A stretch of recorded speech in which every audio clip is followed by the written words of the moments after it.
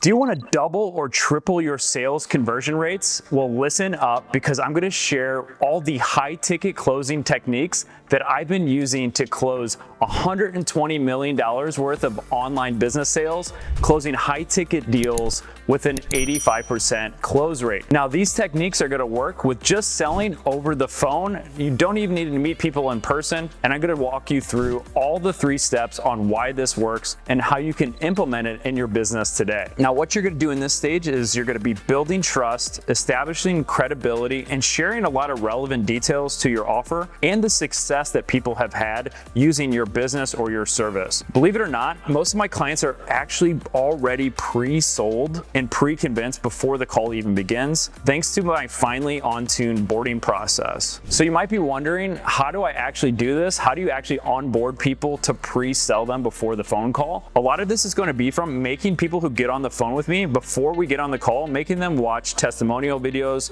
and short videos that kind of build your rapport, build your trust, and establish credibility.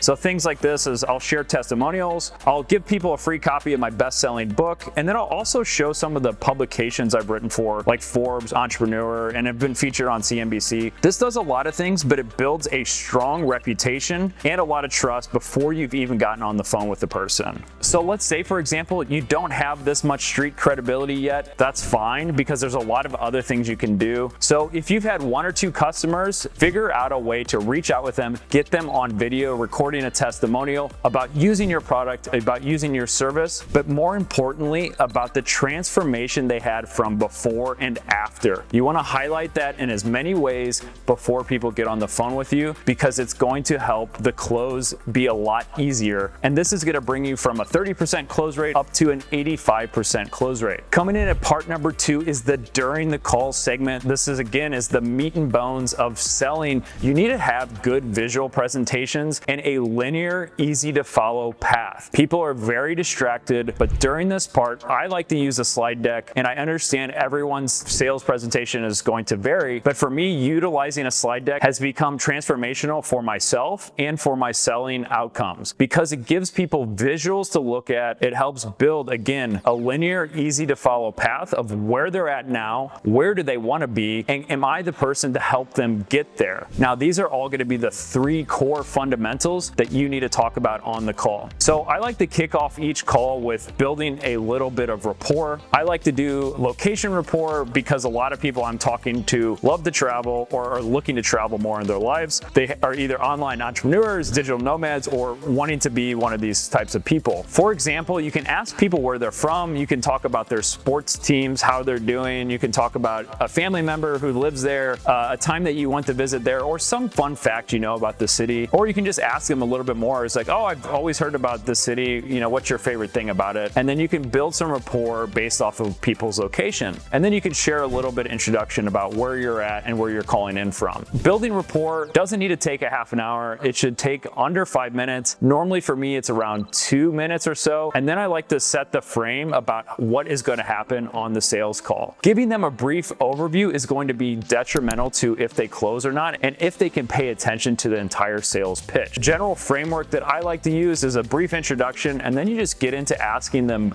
questions that are going to lead to an outcome for them to either be educated enough to say yes or no on the call, and to really avoid people saying they need more time, they're not sure if this is a good fit for them. Because if they're on the call with you, the likelihood of them being a good fit is very high, and you need to get them to make a decision on the call. Last but not least, and probably the most important thing, because if you did everything right up till now and you flop on this part, this is going to make or break the deal, and this is the close. This is where a lot of people focus on, because it is so important.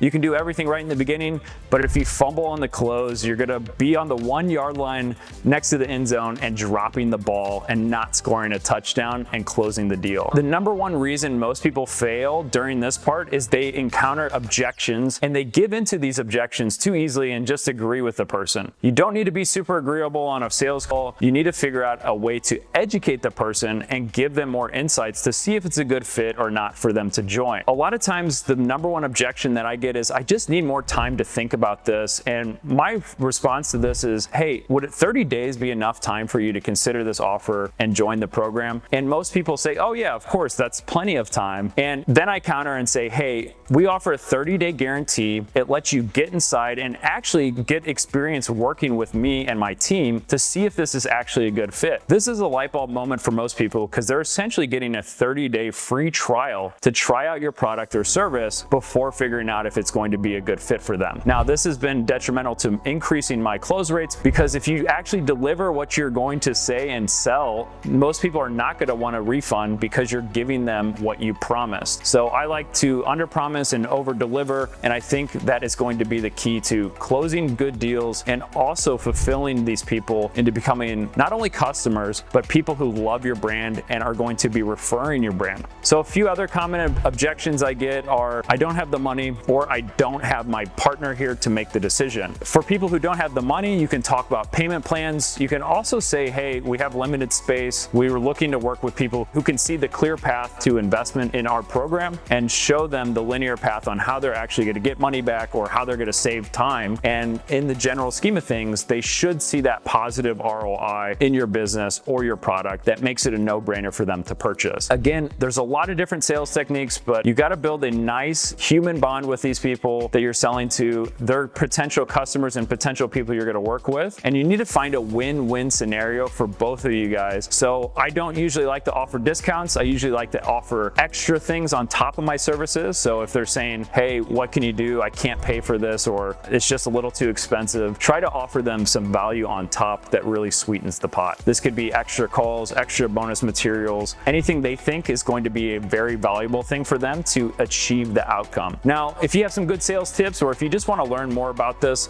leave a comment below. And if you haven't yet, make sure you subscribe to get new video alerts every single day.